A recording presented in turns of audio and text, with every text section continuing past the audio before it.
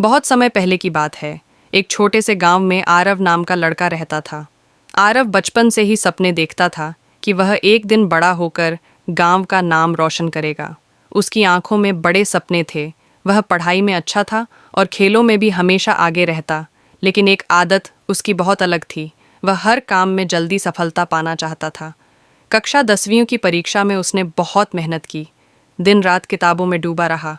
लेकिन जब परिणाम आया तो वह गणित में फेल हो गया। यह उसकी जिंदगी का पहला बड़ा झटका था। आरव को लगा जैसे दुनिया खत्म हो गई हो। गांव के लोग ताने देने लगे। उसके दोस्त भी उससे दूरी बनाने लगे। आरव कई दिनों तक कमरे में बैठा उदास रहता। लेकिन तभी उसकी दादी ने उसे समझाया, बेटा, असफलता कोई अंत नहीं है। गिरकर उठना सीखो, तभी मंजिल मिलेगी। दादी की बातें आरव के दिल में उतर गईं। उसने ठान लिया कि इस असफलता को ही अपनी ताकत बनाएगा। आरव ने गणित की कमजोरियों को समझा और रोज मास्टर जी के पास सवाल हल करने लगा।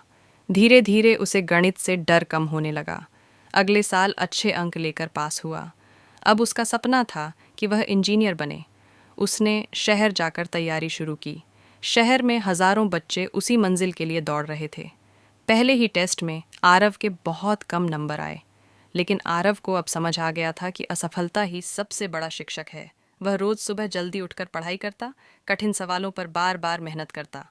आखिरकार इंजीनियरिंग की प्रवेश परीक्षा का दिन आया। पेपर कठिन था, लेकिन आरव ने हिम्मत नहीं हारी। जब परिणाम आया तो उसके गांव में सबसे बड़ी खुशखबरी पहुंची। आरव का चयन हो गया था। पूरा गांव गर्व महसूस करने लगा। वही लोग जो पहले उसे फेल लड़का कहते थे, अब उसके उदाहरण देने लगे। कई साल बाद आरव एक सफल इंजीनियर बना और बड़े शहर में नौकरी करने लगा। जब भी गांव लौटता, बच्चों को यही सिखाता, असफलता से डरना मत।